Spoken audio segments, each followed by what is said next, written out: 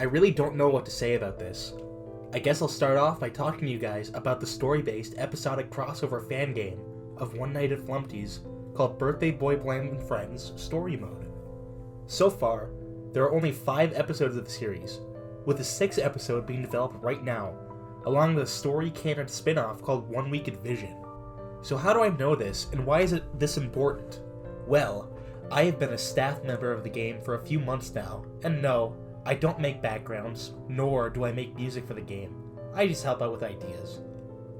The game's creator, JacobNavinIII, gave me the role because I told him that I was really interested in the concept of a crossover fan game, and he also happens to be one of my very close buddies. Now, if you don't know about the story, I'll give you a little rundown.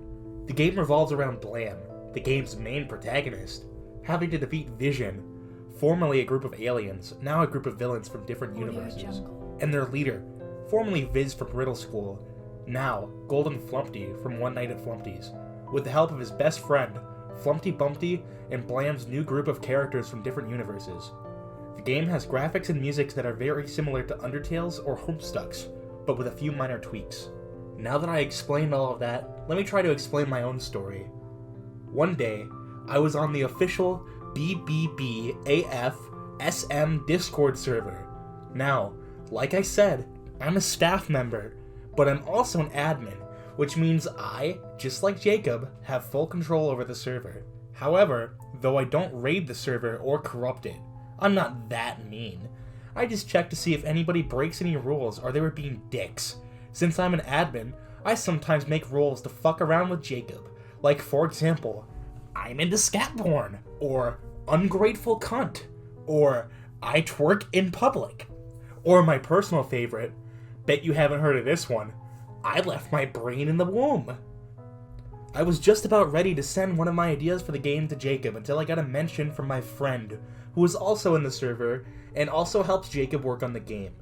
He asked me to join the general voice call as soon as possible. Once I joined the general voice call, I asked him what was up. My friend, who I'll call Todd for the sake of privacy, told me that he had a so-called leaked prototype of episode 6 of BBBAFSM that he wanted me and the other server members to see. At first, I thought he was pulling my leg, but then he showed me the evidence. However, the episode wasn't called Vision's Return, like you might expect. Now, for those who don't know what I'm talking about, allow me to explain. Jacob and another guy, who we'll call Kevin, sometimes try to come up with titles for the episodes. Like some scrap titles were Crack to the Future, which is a pun on both Eggs and the 1985 film Back to the Future, or The Return of Eggs Benedict, which is a joke from Five Nights at Freddy's sister location.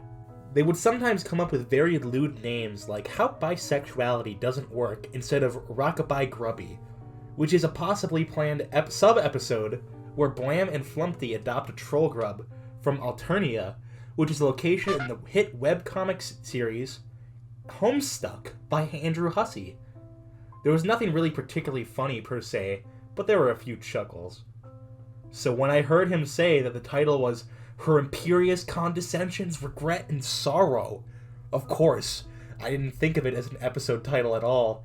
For most of you who don't know, Her Imperious Condescension, or Condis, or Condense, or Condi for short, is a character from Homestuck who has a very similar appearance to Feferi Piexis? Sure, let's go with that. But she's taller, older, and has more hair and gold rings and other accessories.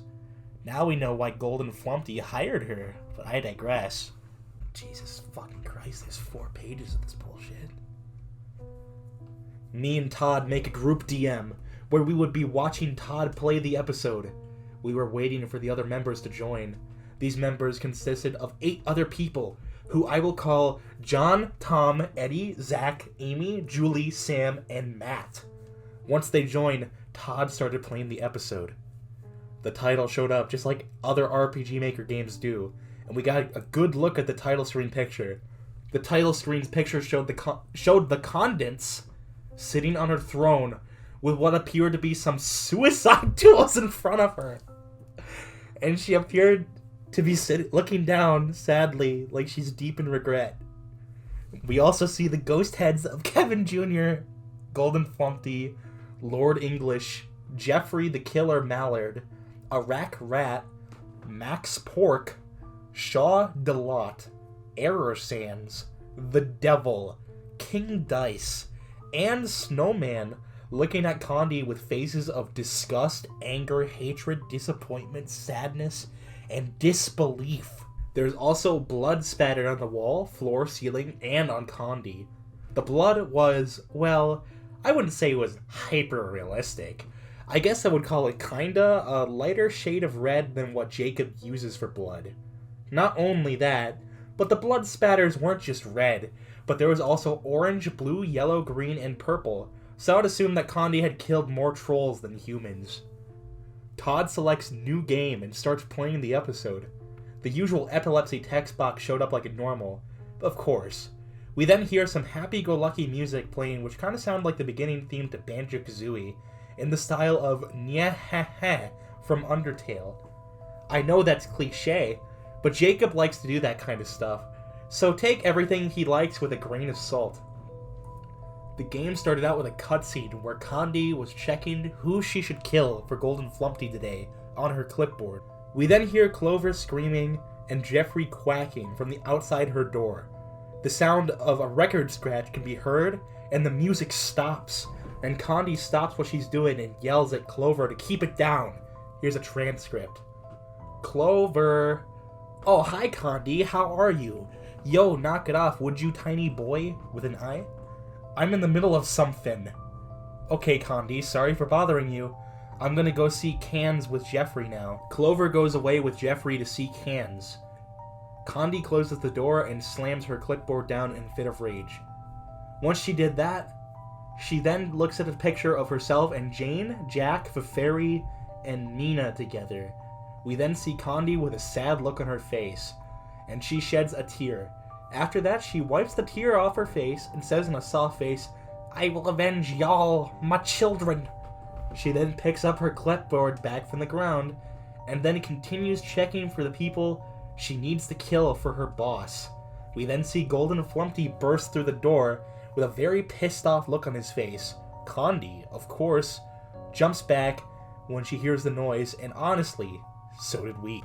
Golden Flumpty shouted, Condense! Angrily. Condi, of course, looking like she was going to have a heart attack, stood up for herself and said, Good God, Felix, you almost gave me a heart attack. Felix is the former name for Golden Flumpty, by the way. He then proceeds to scold Condi for something. You have failed vision for everyone, Condense, he shouted. I laughed because I didn't know what it was Golden Flumpty was scolding Condi for. I eventually stopped laughing when I saw what he was scolding her for. I couldn't believe my eyes. It was a photo of Condi nude, doing a sexy face with her huge breasts exposed, and her arms on the back of her head. I gasped when I saw that. What the fuck? I said. What the fuck is this? Is this a Rule 34 picture that Jacob made? Todd, of course, tried to defend the scene, saying, well, maybe Jacob likes that kind of stuff. Zax replied with, well, okay, that makes sense, but why would Jacob include it in one of his games? Was it even made by him? Eddie replied with, well, I don't know. He's told me that he's not very good at drawing anatomy with a mouse. Maybe he traced it. Amy replied with, maybe. I replied. Tom, having enough, said, okay, let's continue with the game. We then continue watching Todd play the episode. Nothing quite like a big booba break, but in the middle of your spooky story. Am I right, fellas? Yeah. You know what I'm talking about. Condi in shock said, Yo, how did you find that, boss? Golden Flumpty explains that he saw it in an issue of Vision Weekly, the magazine that Jacob is planning to put in the series. You have 5 minutes to pack your shit, Condense, because you're fired, he exclaims. Weird. When Golden Flumpty said that, he didn't sound at all like Jacob. He sounded more like that one evil clone of Pops from Regular Show. Goldie then slams the door in rage. Condi, in a face of despair, fell on the floor and started to sob softly. It wasn't like the common cartoon crying you would hear in the game. It was pure sadness. I was almost crying myself. A time card appeared reading, 10 days later. We then see Condi in a Hall of Fame kind of room. The music sounded like a piano and music box cover of My Immortal by Evanescence. Then the game officially started, and Todd had control of Condi. When we saw in front of the first sprite, she was still crying, and her eyes seemed kind of bloodshot. You know when you cry so much that your eyes turn red? And there would be veins in your eyeballs? Yeah, that's what it looked like. Condi also looked thin, like she hadn't eaten in days, and she had scars and bruises all over her. There were pictures everywhere in the room. Todd moved Condi to the first picture and pressed the Z button. A text box appeared saying, "Take a look at the picture?" And there was a yes or no option. Todd picked yes, and what we saw next was horrible. It was a still photo of a dead baby deer lying on the ground with its entrails laying beside it. Its stomach was ripped open with its guts and organs taken out. Its eyeballs were also ripped out of their sockets, and they were also trickling blood. Its tongue was also cut out with blood pouring out of it, and there was a shadowy figure that kind of looked like Condi's. It would seem like Condi was responsible for the deer's death. So, 5 paragraphs ago, it was Coom, and then it turns into gore. The fuck is going on with this story? Okay, what the hell is going on here? I exclaimed. This is nothing like BBBAFSM at all. Sure, there's blood in the series, but not this much. Matt, somehow calm about this, tried to calm me down. Dude, relax, he said. I'm sure the next picture won't be so gruesome. I calmed down a bit, and we continued with the game. Todd moved Condi to the next picture, and the same text box and choices appeared. He selected yes again. This time, the picture was what appeared to be Squidward from SpongeBob SquarePants, but his death isn't as bad as the deer's. Squidward had his neck hanging from a tree on a noose, his eyes rolling in the back of his head like marbles in a fishbowl. His body was swinging from the rope. Well, my childhood's ruined, I said to myself. Oh, I almost forgot. Every time Todd picks yes, the music slows down a bit. Kind of like an Undertale when you do the genocide route. That's kind of impressive for the RPG maker VX Ace Engine. Anyway, Todd then moved Condi to the next picture. This time, the picture is what appeared to be Normal from the Garfield series. Only this time, his body was decayed and his stomach ripped open, just like the deer's.